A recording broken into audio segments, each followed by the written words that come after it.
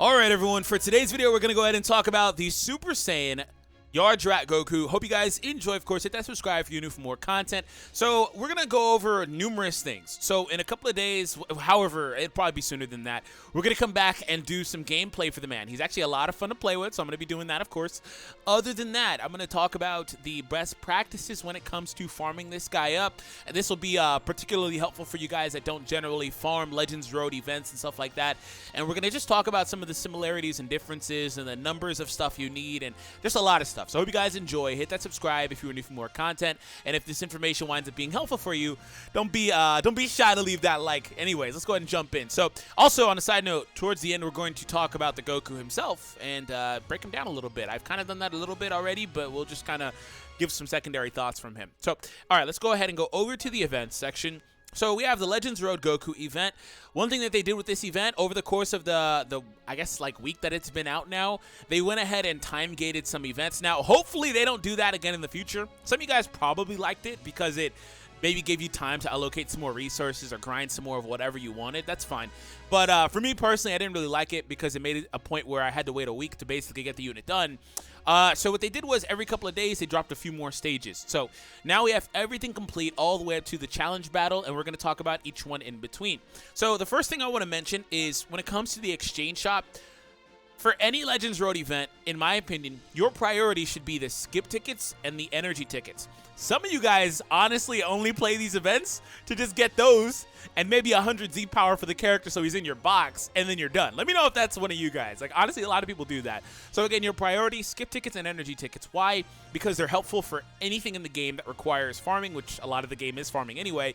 But other than that, they could also be helpful in terms of this event as well in farming the Goku himself. So other than that, we have a lot of stuff to break down. So in total, the Goku can go 3-star, as you guys saw right now. That is 7,000 total medals needed for all of the Z power.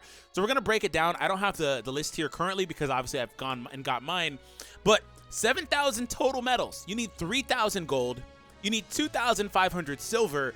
And then 1,500 bronze. And that is only for the Z power for the character to unlock and get his stars and stuff like that.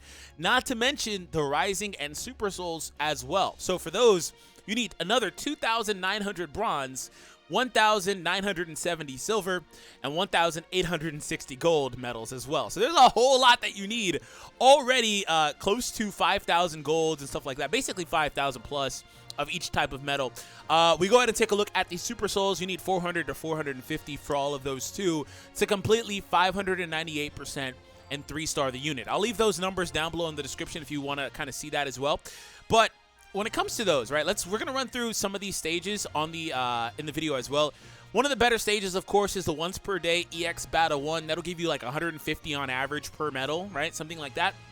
So the main thing that I also noticed with this event is that it does have the battle bonus character. If you're interested in actually playing it, long story short, you need a lot of medals. Skip tickets are your friend.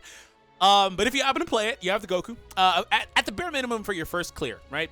One thing also that I've noticed is that as far as like the last update, when it comes to stuff like, oh, make sure you land a couple of hits with a specific character, it does appear that despite the level disparity, like 3,000 to 1,300 Piccolo, for example, they have made it to where the characters don't just one-shot these bosses, right? So that being said, that was an issue. I used to keep low-level characters around just for specific requirements. It does appear that is no longer an issue. Further testing is required, though. So when it comes down to this is the bronze-only stage. So what I'm going to do is I'm going to run through each of these stages basically to give you guys some examples. I'm a little low on resources currently, but we'll be able to do it regardless. So we're going to go through. So maxed out. Okay, so this will get anywhere from like 120, like 140, 150, right? Let's see what they can do. See, 120. And also, I noticed that on this Legends Road, the number of medals you get actually seems lower because I used to farm anywhere close to like 200, 180, 190. In fact, we can even compare. We can even compare that with the Great Saiyaman stage, because why not, right? We'll run Battle 1 of the Great Saiyaman event just for the bronze medal, and we'll even use some of my energy in the tank, and we'll just go from there. Let's see how much this actually gives, just for comparison's sake, right? Because I'm pretty sure the number appears to be less. I could be wrong, but that's how it feels anyway. So yeah, 186. I'm pretty sure that the numbers are lower for this event, which makes it harder when it comes to Legends Road Goku event. You have to use a little bit more resources, unfortunately. And that is actually a trend all the way through. So we come ahead and take a look at Battle 2. So Battle 2 is silver only. We would get a similar number, but just for the sake of comparison, we'll also do the same thing. Also because I don't mind getting these medals for some of the other stuff that's there anyway. So, all right, this should get, again, an equivalent number, 120 to like 140-ish. So you can kind of see 150, not bad. You can kind of see a little bit of the trend here, right? As far as like what you're going to get, how often you're going to get it. Now, when it comes down to the EX battles, this one is very interesting because unlike the regular stages that just offer an isolated type of medal, these ones give you 2 medals per. So the only issue with also the added bonus to that is you use half of the skip tickets because it's 2 energy per run. So you use 5 skip tickets, instead of 10. If you're low on skip tickets, this is 100% the better method for you. But I do want to point out that the medal rates are not that great. 40 to 94. Cumulative is good. Cumulative, that's basically what you would expect to get. 47 plus 94, that's basically what you'd expect to get in that same realm of 120 to like 140, 150 in that area. But just keep that in mind. Also, there's a specific medal focus for each one of these EX battles. So for that one, the medal focus was silver medals. And if we go ahead and take a look at the next one, the medal focus, I believe, for this one actually is the gold medal. And then for the last one is probably going to be a bronze medal. So that's how that breaks down. Now we're going to take a look at the challenge battle here, right? Actually, you know what? We're going to come back to challenge battle because this one's really just for crystals. But we're going to come back to that in a moment. So to summarize, the best stages to farm if you are low on skip tickets would be the duo stages, because you can kind of knock out 2 birds with 1 stone despite the lower amount per each medal individually. If you're looking for a specific medal, I would 100% recommend playing the events that the regular ones, because that's just how it goes. You get that medal twice as quick, and you're going to be done faster, right? That's what I would recommend.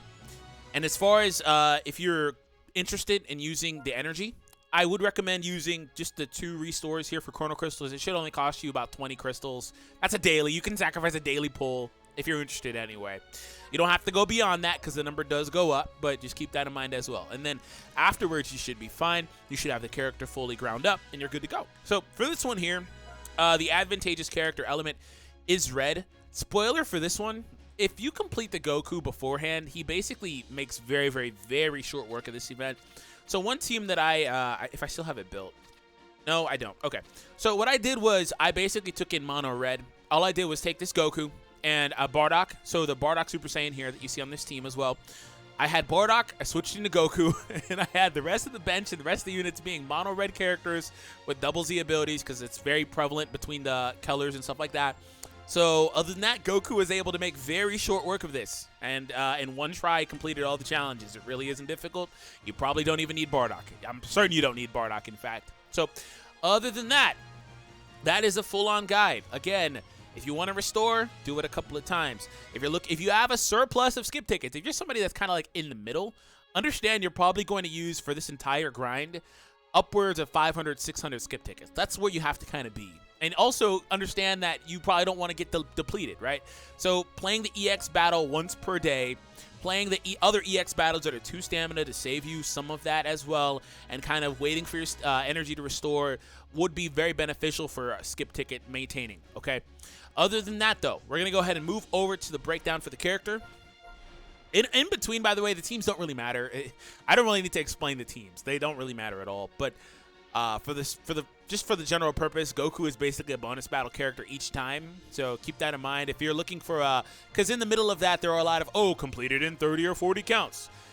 I believe Mono Red makes short work of it for the whole entire event anyway, because that's basically what I did. It just depends on how many stars you have, I guess. But other than that, the Goku, when you complete him, you can always backtrack and get some of those missions done because he's perfectly well endowed for the event, man. So we're going to go ahead and take a look at the character, though. Defense type, these are the stats at full Soul Boost, 1 and 1. Those are the character tags as well, viable on any of those teams.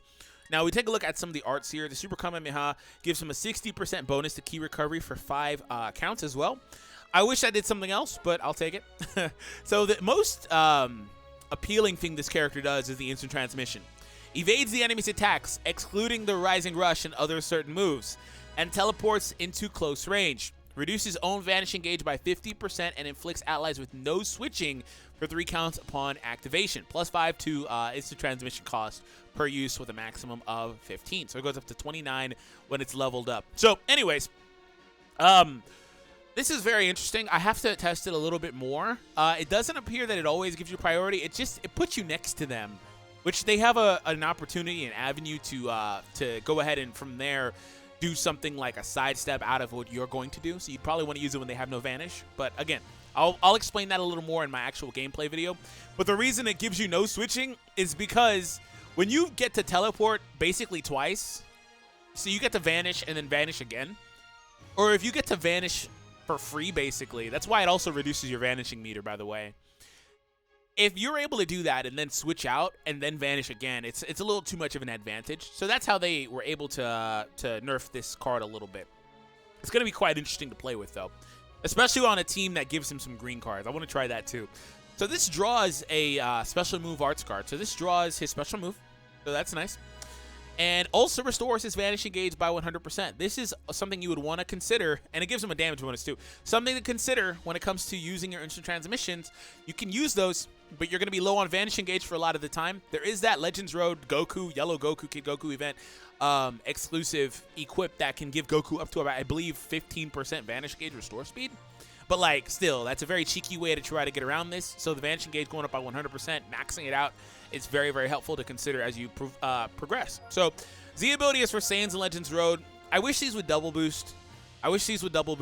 Blast attack and blast defense. Legends Road as an overall team is finally built out, I believe. Now, they have enough of these Z abilities, and they're decent, I guess, but it's not competitive enough, Z abilities, I'd say. But the good news is it's at least another Super Saiyan booster. We only have a handful of those.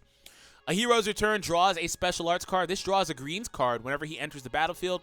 Reduces damage received by 60 for 15 counts. And another key recovery bonus, plus 30% for 15 counts. So the second he enters the battlefield, no matter when it is, he gets this bonus.